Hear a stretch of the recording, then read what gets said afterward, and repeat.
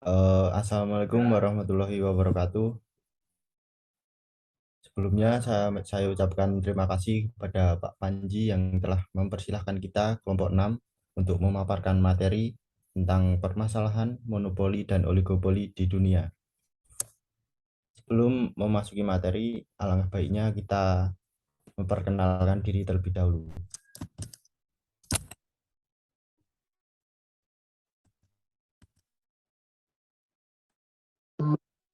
Perkenalkan, nama saya Safira Armianti dengan NPM 222001094. Perkenalkan, nama saya Farhan Desta Aditya dengan nomor NPM 2220201100.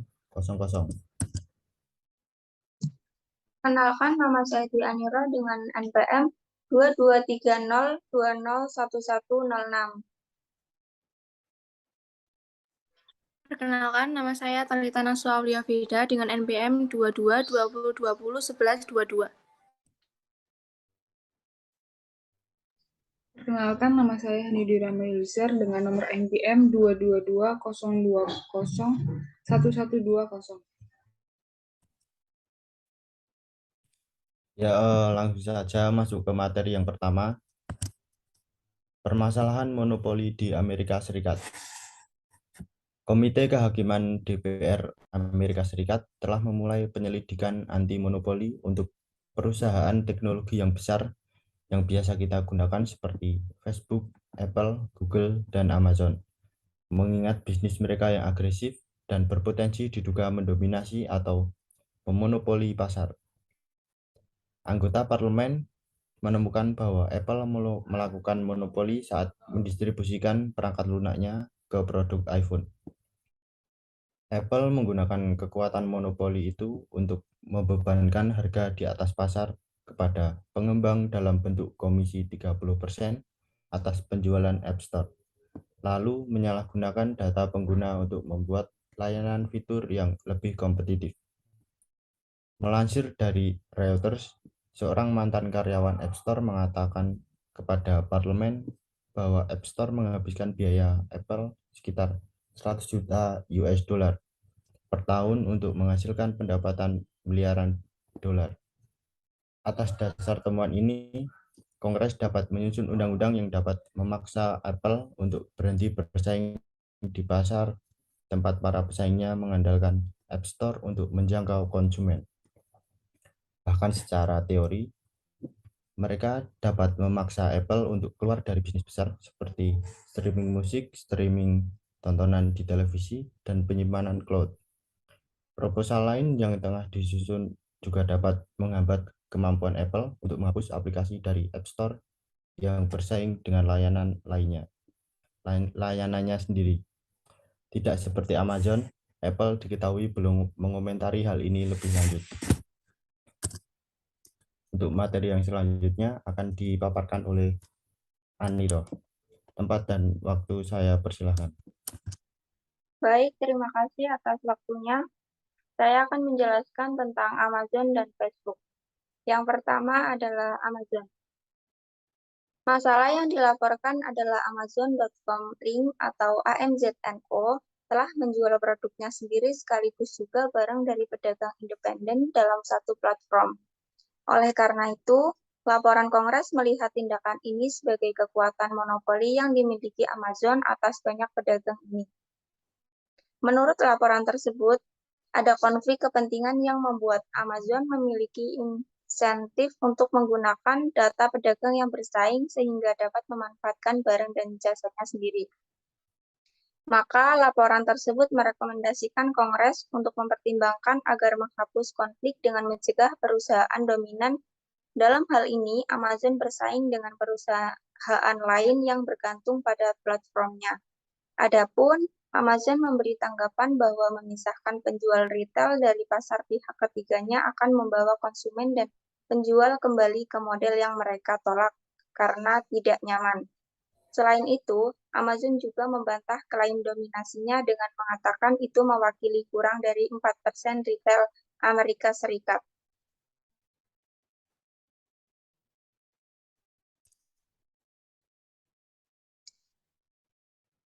Yang kedua, Facebook.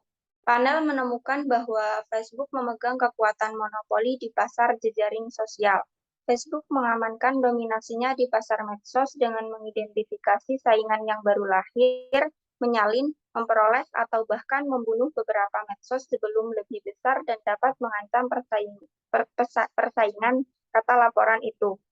Penyelidik mengatakan dua akuisisi terbesar perusahaan, Instagram dan WhatsApp, adalah salah satu buktinya. Mereka juga menilai Facebook secara selektif memberlakukan kebijakan platformnya untuk meredakan ancaman dari aplikasi berbagi video Vine yang ditutup Twitter pada 2016. Untuk mengatasi hal ini lebih lanjut, laporan itu tidak merekomendasikan penutupan Facebook, tetapi mengusulkan untuk meningkatkan anggaran penegak anti-truth dan memungkinkan mereka lebih banyak kelonggaran untuk menghentikan perusahaan membeli calon saingan. Hal itu dapat memperkuat tangan regulator dalam penyelidikan saat ini terhadap dugaan praktik anti-persaingan Facebook dan membuat transaksi di masa mendatang lebih rumit. Meski demikian, Facebook belum berkomentar terkait soal ini. Terima kasih. Itu penjelasan dari saya. Saya kembalikan ke moderator. Ya, terima kasih Aniro telah memaparkan materi. Untuk materi yang selanjutnya akan dipaparkan oleh Lijar. Waktu dan tempat saya persilahkan.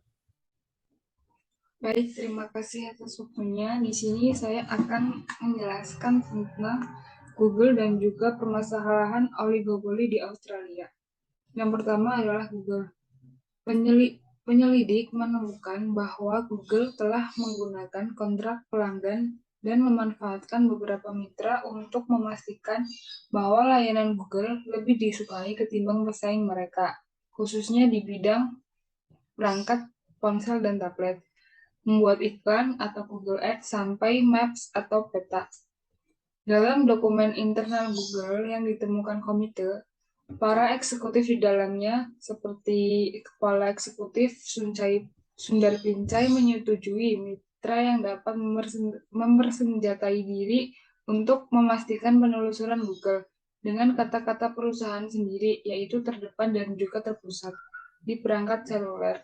Bahkan ketika salah satu produsen perangkat keras di tahun 2014 mengeluh tentang perangkatnya yang kelebihan beban dengan aplikasi Google yang diperlukan, raksasa pencarian tersebut malah menyalahkannya karena tidak membuat gadget dengan memori yang lebih banyak. Untuk mengatasi hal ini, komite meminta Kongres untuk mengeluarkan undang-undang non-diskriminasi dan tawar-menawar yang mewajibkan penyedia layanan besar seperti Google untuk memberikan akses yang adil ke sistem mereka. Aturan semacam itu dapat memberikan kelonggaran kepada pembuat perangkat, perusahaan teknologi iklan, dan pengembang aplikasi yang ingin beralih dari alat Google. Selanjutnya adalah permasalahan oligopoli di Australia. Praktek oligopoli media massa di Australia. Dalam konteks media massa di Australia, korelasi antara media massa terhadap politik dan pemerintahan lebih erat lagi karena praktek oligopoli yang berlangsung di sana. Beberapa kritikus berargumen bahwa kekuatan media berkorelasi erat dengan siapa pemilik media tersebut. Media massa di Australia hanya dikuasai oleh segelintir pengusaha kaya saja, sehingga dapat dikatakan bahwa dalam konteks kepemilikan media massa berlaku sistem yang sangat oligopoli. Oligopoli berkembang karena faktor ekonomi dan juga faktor politik. Maka ketika ada suatu perusahaan media massa yang kekurangan finansial ketika berproduksi, maka perusahaan kaya raya bisa menjadi donatur atau terkait pemberian izin. Maka disinilah politik terjadi. Terima kasih atas waktunya. Saya kembalikan ke moderator. Ya, terima kasih kepada Lijar telah memaparkan materinya. Untuk materi yang selanjutnya akan dipaparkan oleh Safira. Waktu dan tempat saya persilahkan. Baik, terima kasih waktunya. Di sini saya akan melanjutkan materi dari Yulizar. Dua penguasa media yang paling besar dan terkenal adalah Rupert Murdoch dan Carrie Packer. Tidak hanya raja media di Australia, mereka berdua termasuk penguasa-penguasa media di dunia ini. Dialah penguasa media massa dunia dan selalu berusaha mengepakkan sayapnya di kancah global. News Corporation miliknya ke berbagai pelosok dunia. Adalah pemilik saham di Fox Network, Star TV, Studio 20, Century Fox, surat kabar The Times, dan The Sun di London, televisi kabel Fox News, Fox Sport, dan lainnya. Dan di Australia sendiri, Murdoch memiliki 16 televisi lokal, sementara Carrie Packer memiliki Australian Consolidated Press atau ACP dan Publishing and Broadcasting Limited atau PBL.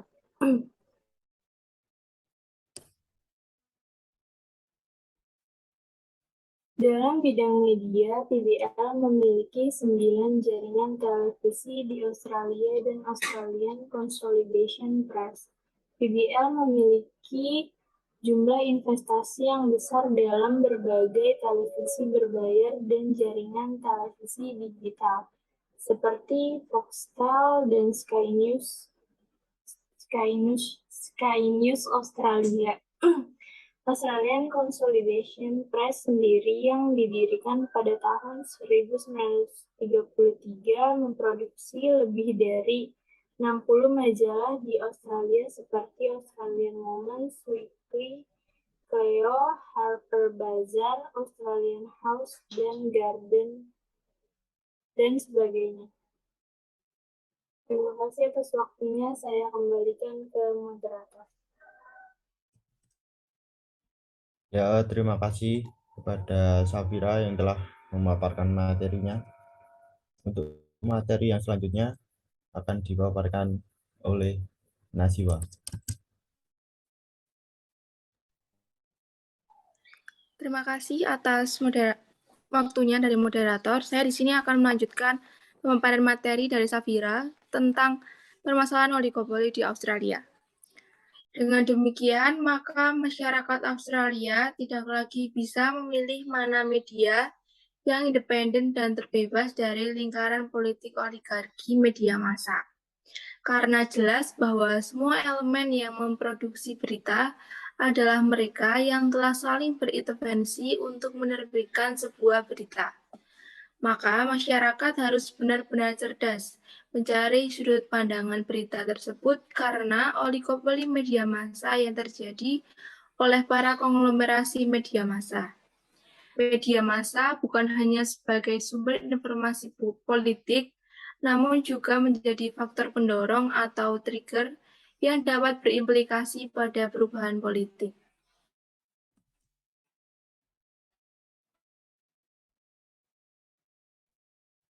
Selanjutnya ada faktor yang membuat media massa memiliki pengaruh yang begitu kuat dalam kehidupan politik.